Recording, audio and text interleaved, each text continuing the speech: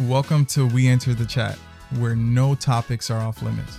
We are your hosts, Deborah and Jermaine, and we are basically talking about everything under the sun, the good, the bad, the ugly. And we just want to create a space where real people talk about things that you wish that people would bring up in topics, but the thing is that you might not be able to trust people's motives. You might not trust their experience, like people who got good advice, but nothing in their life shows the advice that they're giving. We've been married for almost 7 years now, and we have learned a lot.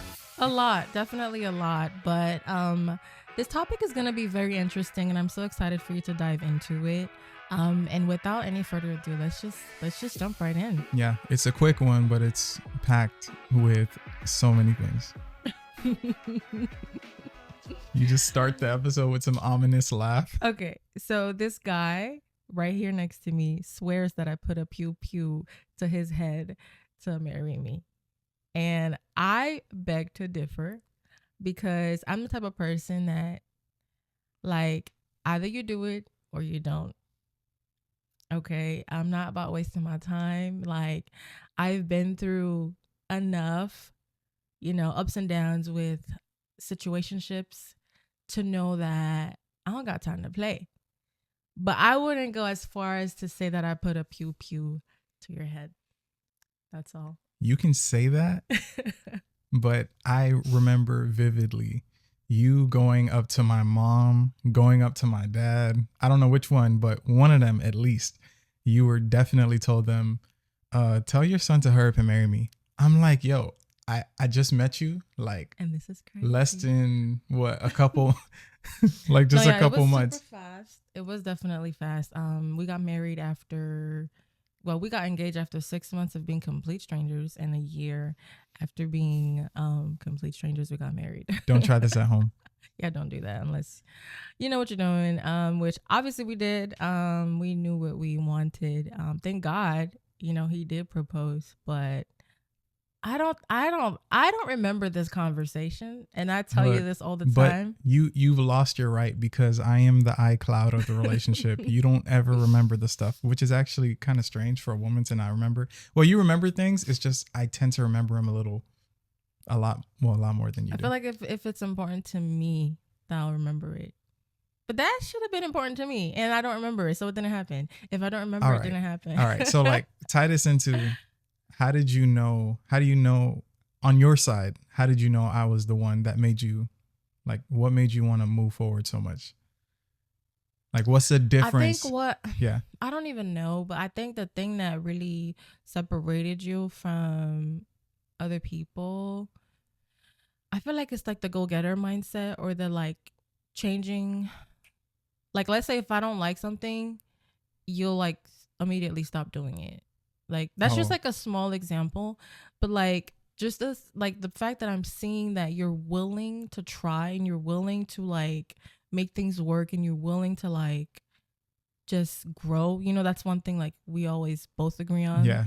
Like I can't quote anything or remember any specific examples, but in previous relationships, I could basically be struggling with the same issues over and over again. And it's like, nothing, like we're not going anywhere, where right. I feel like we were growing so much faster in our relationship together and separately, and we were like backing up each other, like basically having each other's backs, even though it's very new, very like people would definitely say we're moving too fast, but like 100%, it was very genuine. Like I didn't feel like you were pushing me, you were expecting anything, you weren't like, doing too much. It was very natural.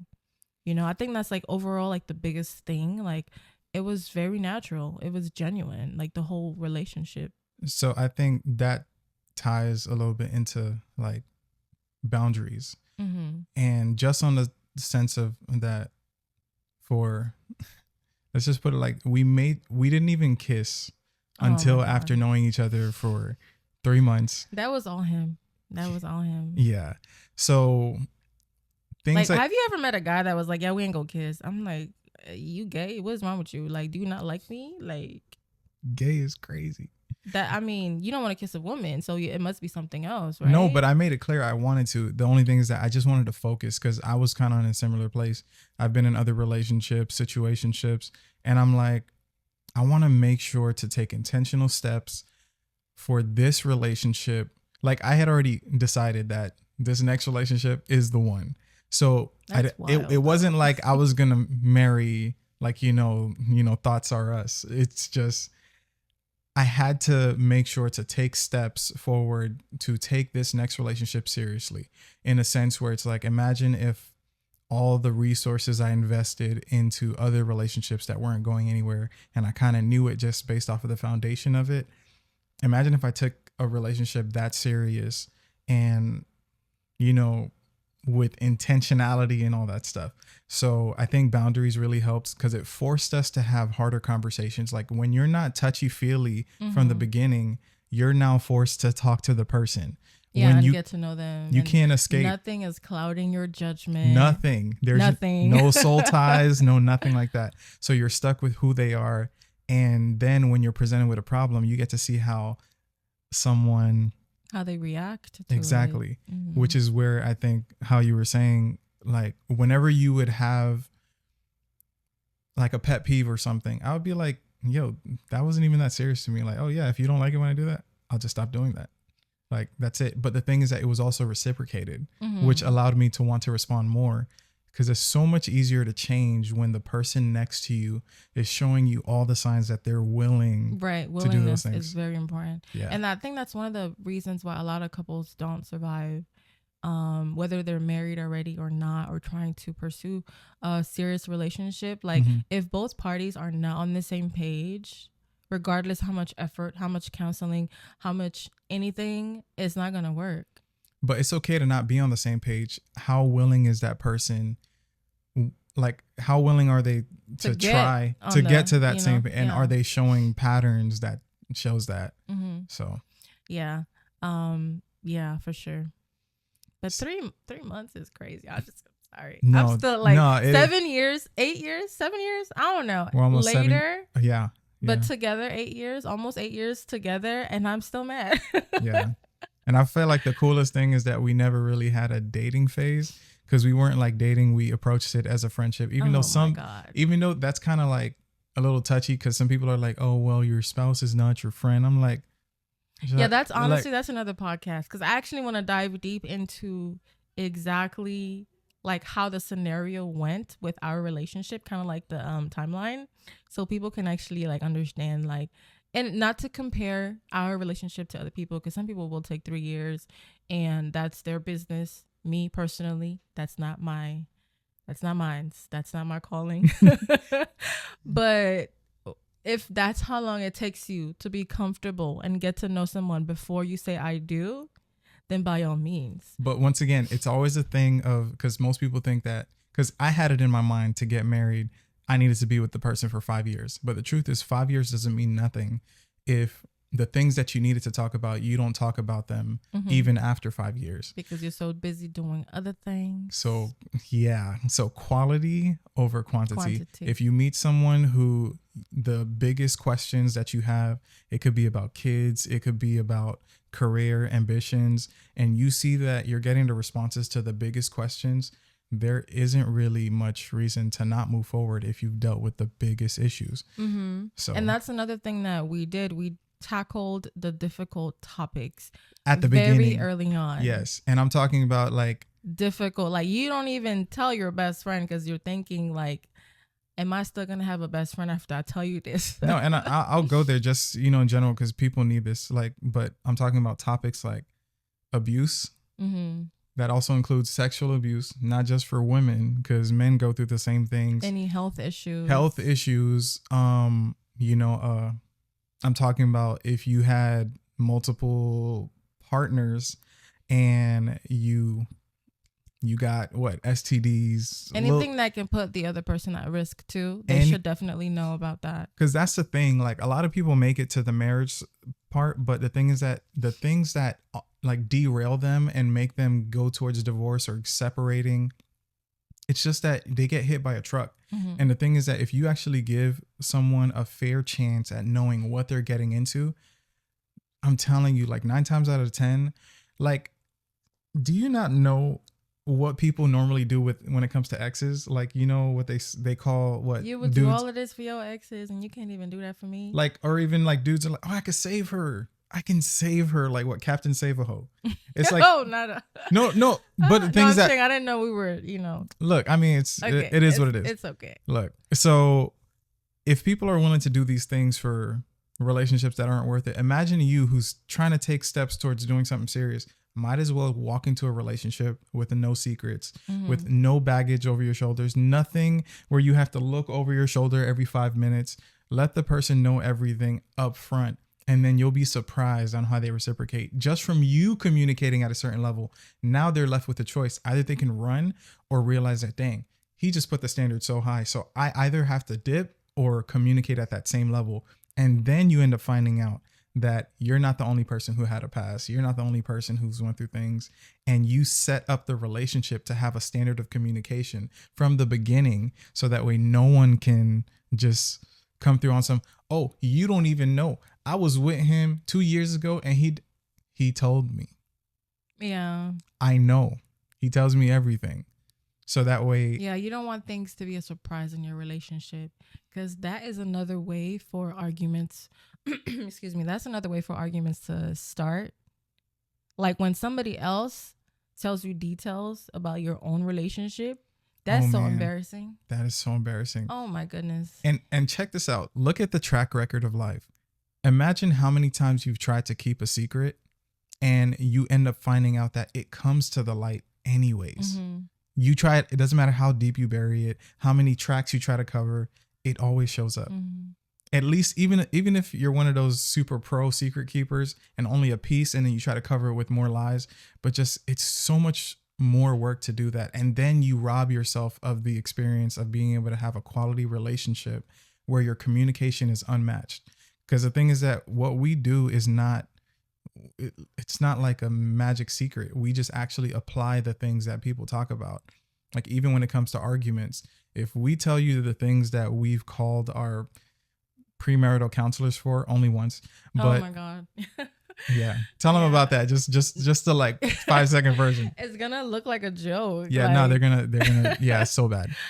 Okay, so we take our relationship so seriously that something as for us as big, but for some people as little as slamming a door will have me on the couch for 3 days and you're not touching me, you're not talking to me, you don't exist, okay?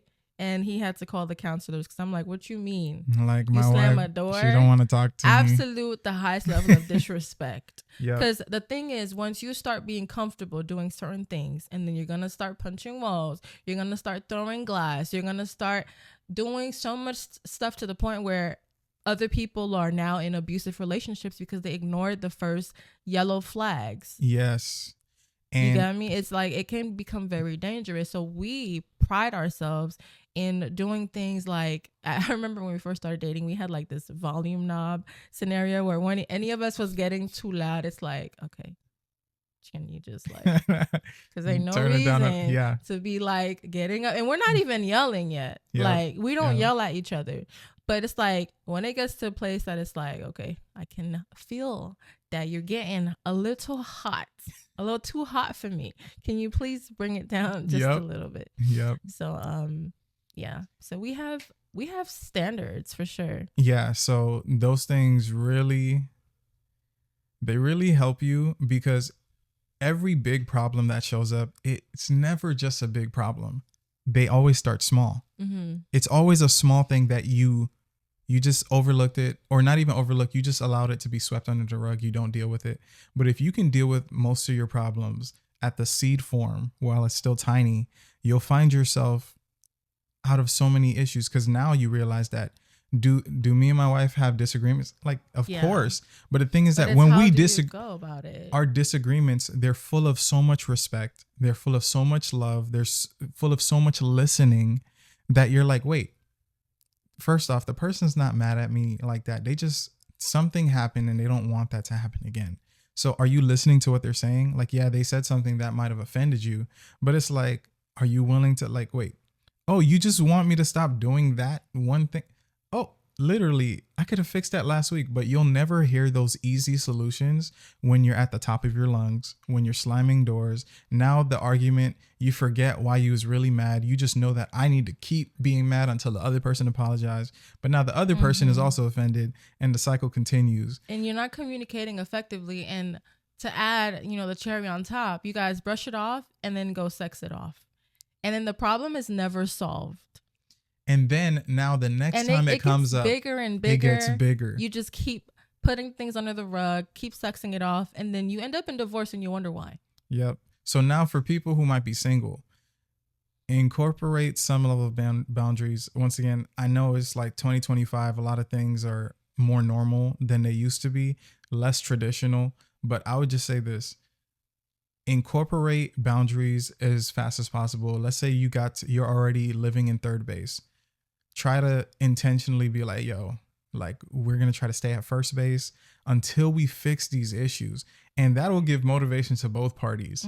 Just like, don't let the cycle continue, because all you have to do is just forget your amnesia and remember every ex. There's always one thing, you let it be swept under the rug and you ignored it. Just don't ignore it. Deal with it now, because if you don't deal with it now, it's just like an investment. It's just an investment in the negative. If you let it grow, it's going to be a bigger problem, and it's going to take much more work, much more people getting involved, more hurt feelings, much more trauma. It's like, just deal with the thing. Try it. The sooner you handle issues or don't handle them, depending on how the person reacts, really helps you know if the person is even worth your time. You get me? Instead of finding out 6 months, a year, 3 years later that this man really ain't changing for nobody. Like, you could have found out that in a month, in 3 weeks, just by the little things, like just by how they talk to you, like the little tiny flags that people really don't think is that serious, even in a dating phase. Like the way he talks about you on the phone, just little things. Like a pet peeve of mine is, I already know what you're about to say. I'm sorry. If I ever catch this man talking to anybody and refers to me as this girl, oh, it's done. What do you mean this girl? But and he doesn't even say that. It's just, I've heard somebody say this before, and they know exactly who they are. But me personally, to whom, if that's you, that's you. But and he doesn't ever do anything like that. I'm just bringing that as an example. My husband honestly talks about me too much, and it's like, dude, like, stop. And he always refers to me as his wife, like, just period. When he's out in public, talking to people, introducing me, whatever. But if I were to ever catch him saying, oh, this girl, da da da da, it doesn't matter if what you're saying after is positive or negative. You lost me at this girl. Because it's like a respect standard. And now you have some people, of course, I could hear the man brain on some like, oh, you gonna let her talk to you? Like, no, but what is the level of respect that my wife speaks of me when I'm not around? Exactly. That's the only thing. Because it's one thing, it's like, oh yeah, dominance. Like, look, the thing is that as long as I continue to be respected, it's mutual. It's so mutual. But the thing is that, yeah, okay, let's say you're a different type of couple, because once again, it is 2025, so the standards are different. It's fine. Like, we still call each other bruh, like, hey bruh, whatever. Yeah, but he will not refer to his homies to me as bruh. Like, that's not bruh to you. That is my wife. Yeah. Well, the thing is that, like, even if we're in a certain conversation, the thing is that the boundaries, and you just don't let those things be crossed, because once you practice or make a habit of taking this relationship seriously, it's like everything around you now starts gravitating around that type of thing. And what I mean by that is, so many people hit me up and they're like looking up to our relationship. And I'm like, what? They're like, yo, honestly, I see how you and your wife is. Like, I love your relationship and I want to get married because of how I seen y'all. And how you talk about your wife. I don't even know these people. I'm like, what? I thought I only met you once or twice or something. And they're like, yeah, I always looked up to your relationship. And I'm like, whoa. So it's like, when you set yourself up with certain standards and boundaries and stuff like that, you put yourself in a position for your relationship to be something that helps other people around you without even trying. So imagine if people who I'm just passing by, they're being affected by a relationship in a positive way. Imagine the people who we've actually taken the time out to invest information. For example, people ask a question like, bro, how did you know that she was the one? Mm-hmm. And let's finish with that one because we're cutting it close on time. Okay. So how did you know? I answered that in the beginning. Did I? Did you? Oh no, it was a different question. No. It was it was the scenario of you pew pewing, you know. Oh yeah. You thought I pew pewed you, whatever. Yeah, and by pew pew once again, I mean, hopefully if you got this far, I think she was like, marry me the whole time. And I was like, I need 5 years. She was like, I am not waiting 5 years. I mean, but I did make it clear that I was not going to wait that long. But once again, why you put everything on the table from the beginning? She made it clear, I ain't waiting. So now I had to make a decision. Am I willing to bump up my timeline? And I'm like, okay, if you really trying to take it that serious, then I'm going to do everything to try to push you away. I'm going to tell you all the dirt. I'm going to tell you all my business. And you ain't going to even want to be with me no more. Watch this. And then she was like, is that it? Oh, that's all you got? Okay. He was like, oh, dang, she did not even flinch. As a matter of fact, we got even closer and closer from that day forward. Yeah. So, but what would be your last advice as to how you know that, you know, they are the one, she is the one? I tell this to everyone I get a chance to who I see is in a relationship. I knew that my wife was the one based off of how we argued, not how we loved each other. Every time I go back to any past relationship, the highs are always so good. Like always, like every ex, there was always a good day. There was always flowers and chocolates or whatever. But whenever we had a disagreement, that is what makes all the difference, because life is filled with challenges, gray areas. And if you have someone who can't respect you, you don't feel like this person even cares about you more than an animal or a dog when you're talking to them. Once you disagree, it's like, So I knew that you were the one based off of how we argued, because it didn't even feel like an argument. It was just like, oh, that's how you think about that? No, I feel like it was intense communication. Intense fellowship. Well, not fellowship, because the Christians have a different word for fellowship now. Oh. So it was not Never that. Never mind. Not that one. Not that one. But yeah. That's good. That's good. So I guess we'll wrap it up here. And I'm honestly excited for the next episode because there's a few things that are on my mind now that I want to tap into. Yeah, it's going to be fun. Yeah. All right.